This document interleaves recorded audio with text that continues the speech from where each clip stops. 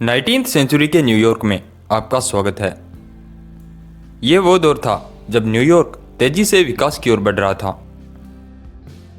इसी समय साइंस के कई इन्वेंशंस हो रहे थे और साइंटिफिक डिस्कवरीज लोगों का ध्यान अपनी ओर आकर्षित कर रही थी। दूसरी ओर मीडिया का विकास भी अपने पीक पर था, जिसमें न्यूज़पेपर्स एक बहुत बड़ी भूमिका निभा रहे थे। लेकिन न्यूज़ इंडस्ट्री के अंदर काफ़ी कंपटीशन बढ़ रहा था। इस कारण पब्लिशर्स किसी तरह अपने इन कॉम्पिटिटर्स से आगे निकलना चाहते थे। लेकिन न्यूज़पेपर्स की सेल्स बढ़ाने और एक दूसरे से आगे रहने की इस दौड़ में न्यूयॉर्क के एक न्यूज़पेपर ने एक ऐसी न्यूज़ छापने की योजना बनाई जो जल्द ही पूरे न्यूयॉर्क को एक बहुत बड़े धोखे का शिकार बनाने वाली थी।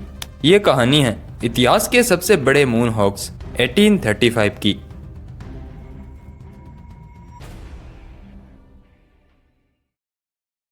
अगस्त 1835 न्यूयॉर्क के लोग हमेशा की तरह चाय की चुस्की और ताज़ा न्यूज़ के साथ अपने दिन की शुरुआत कर रहे थे। लेकिन आज की न्यूज़ थोड़ी अलग थी। न्यूयॉर्क के द सन न्यूज़पेपर नाम के न्यूज़पेपर में आज एक ऐसी खबर छपी थी जिसमें दावा किया गया था कि हाल ही में चांद पर जीवन की खोज हुई है। साथ ही इस न्यूज़ में जॉन हर्शेल का नाम भी मेंशन किया गया था। जॉन हर्शेल उस समय के एक प्रसिद्ध एस्ट्रोनॉमर थे जो विलियम हर्शेल के बेटे थे, जिन्होंने यूरेनस ग्रह की खोज की थी। इस न्यूज़ के अनुसार जॉन हर्शेल ने तारों पर एक विशेष स्टडी करने के लिए एक लार्ज टेलीस्कोप का आविष्कार किया, एक ऐसा टेलीस्कोप जो इससे पहले किसी ने नहीं बनाया था। इस टेलीस्कोप को हाइड्रोक्सीजन माइक्रोस्कोप तकनीक से बनाया गया था, जिसमें 24 फीट व्यास का एक लेंस था। इस टेलीस्कोप को लेकर यह दावा किया गया था कि यह मून की सतह को इतने बड़े स्केल पर दिखा सकता था मानो वह सिर्फ 100 यार्ड दूर हो। अब बारी थी इस टेलीस्कोप की टेस्टिंग की। जॉन हर्शेल जब इस टेलीस्कोप से मून पर एक रिसर्च कर रहे थे तो उन्हें मून पर कई अजीबोगरीब चीजें दिखाई दी। जॉन हर्शेल ने नोटिस किया कि चांद पर एक अलग ही सिविलाइजेशन मौजूद है जो अर्थ के जीवों से बिल्कुल अलग है, जहां पर बैटमैन जैसे अजीब से जीव रह रहे हैं। इसके अलावा उन्होंने मून पर विशाल यूनिकॉर्न, अजीब प्रकार के भेड़ और पंख वाले मानवों को देखा जो उड़ सकते थे। साथ ही इस आर्टिकल के अनुसार जॉन हर्शेल ने देखा कि चांद पर इन लोगों ने विशाल मंदिर और शहर बना रखे थे। यहाँ तक कि चांद की जमीन पर नदियाँ, झरने और पेड़ पौधे भी मौजूद थे। लोगों ने जब इस हैरान कर देने वाली न्यूज़ को पढ़ा तो वे लोग दंग रह गए और देखते ही देखते ये न्यूज़ पूरे न्यूयॉर्क में फैल गई। हर कोई चांद पर पाई गई इस अनोखी सिविलाइजेशन के बारे में जानने को उत्सुक था। न्यूयॉर्क के लोग जॉन हर्शेल की इस न्यू डिस्कवरी से रोमांचित हो उठे थे, क्योंकि आज तक ऐसी सिविलाइजेशन के बारे में उन्होंने सिर्फ कहानियों में ही पढ़ा था। लेकिन इस बार इसका अनुभव ये लोग रियल लाइफ में कर रहे थे। लेकिन इन लोगों को यह एहसास भी नहीं था कि जिस न्यूज़ को ये सच मान बैठे हैं वो तो सिर्फ न्यूज़पेपर्स की सेल्स बढ़ाने के लिए रचा गया एक बहुत बड़ा झूठ था। इस पूरी कहानी की शुरुआत द न्यूयॉर्क सन न्यूज़पेपर से हुई, जब यह एक नया और छोटा न्यूज़पेपर था। इस कारण मार्केट में जगह बनाने के लिए इसे ज़्यादा से ज़्यादा लोगों तक पहुंचने की ज़रूरत थी। द न्यूयॉर्क सन के publisher Benjamin day news industry में बढ़ रही कंपटीशन से काफ़ी परेशान थे। उनका मकसद अपने न्यूज़पेपर्स की सेल्स बढ़ाना था और इसके लिए वे लोग आकर्षक और चौंकाने वाली खबरें छाप रहे थे जो लोगों का ध्यान अपनी ओर खींच सके। लेकिन द न्यूयॉर्क सन उस समय न्यूयॉर्क हेराल्ड जैसे अपने दूसरे कॉम्पिटिटर से पीछे छूट रहा था। इस कारण उन्हें इस बार कुछ ऐसा करने की जरूरत थी जो द न्यूयॉर्क सन को उसके बाकी कॉम्पिटिटर से आगे निकलने और उसकी सेल्स बढ़ाने में मदद कर सके।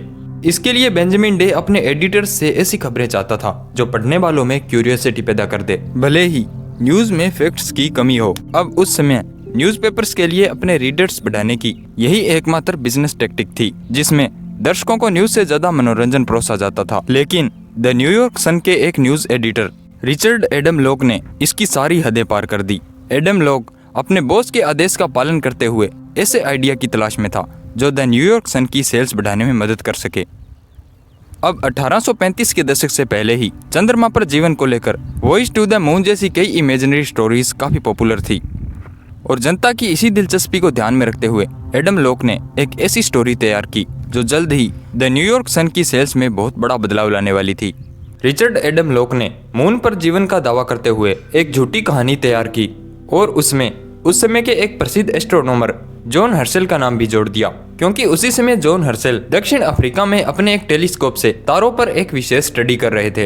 Richard Adam log John Herschel के बारे में जानता था उसने इस स्टोरी को बढ़ा चढ़ाकर इस तरीके से लिखा ताकि लोग इस पर आसानी से बिलीव करने लगे। और जब इस फेक न्यूज़ को पब्लिश किया गया तो रिजल्ट्स उसकी एक्सपेक्टेशन से कई गुना खतरनाक थे। इस फेक न्यूज़ को न्यूयॉर्क के लोग सच मान बैठे। द सन न्यूज़पेपर्स की सेल्स अचानक ही बढ़ने लगी और जहां द सन न्यूज़पेपर्स की केवल 8,000 कॉपियां ही पर डे बिक रही थी, वहां यह संख्या बढ़कर 19,000 तक पहुंच गई। लोगों ने न्यूज़पेपर्स खरीदने के लिए लाइन में लगना शुरू कर दिया क्योंकि एडम लॉक इस स्टोरी को हर दिन अलग अलग पार्ट्स में पब्लिश कर रहे थे। इस कारण लोग हर दिन इसका अगला पार्ट पढ़ने के लिए उत्सुक रहते थे। द न्यूयॉर्क सन की बढ़ती हुई सेल्स को देखकर उसके कई कॉम्पिटिटर न्यूज़पेपर्स ने भी इस न्यूज़ को छापना शुरू कर दिया, जिससे धीरे धीरे ये स्टोरी पूरे यूनाइटेड किंगडम और यूनाइटेड स्टेट तक फैल गई।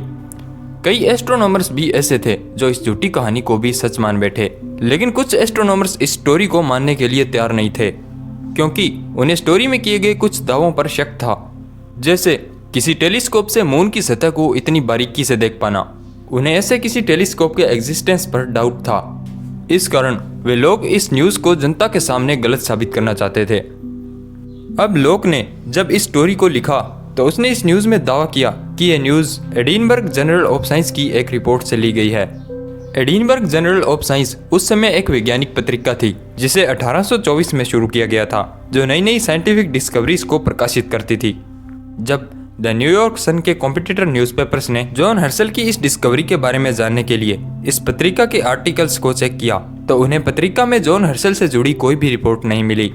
लेकिन उन्हें पता चला कि एडिनबर्ग जर्नल ऑफ साइंस की यह पत्रिका साल 1833 में ही बंद हो चुकी थी, जिसके बाद इन न्यूज़पेपर्स ने द सन न्यूज़पेपर द्वारा फैलाई जा रही इस अफवाह के बारे में जनता को अवेयर करना शुरू कर दिया, जिससे धीरे धीरे लोगों को रियलिटी समझ आने लगी।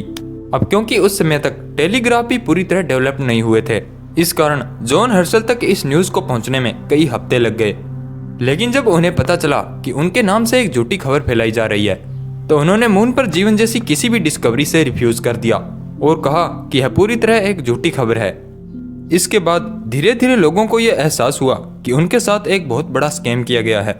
इस न्यूज़ को 6 दिन लगातार पब्लिश करने के बाद द न्यूयॉर्क सन को अब यह बात समझ आ गई थी कि उनका ये झूठ अब ज़्यादा दिन तक नहीं चलने वाला। इस कारण उन्होंने अब इस न्यूज़ को छापना बंद कर दिया।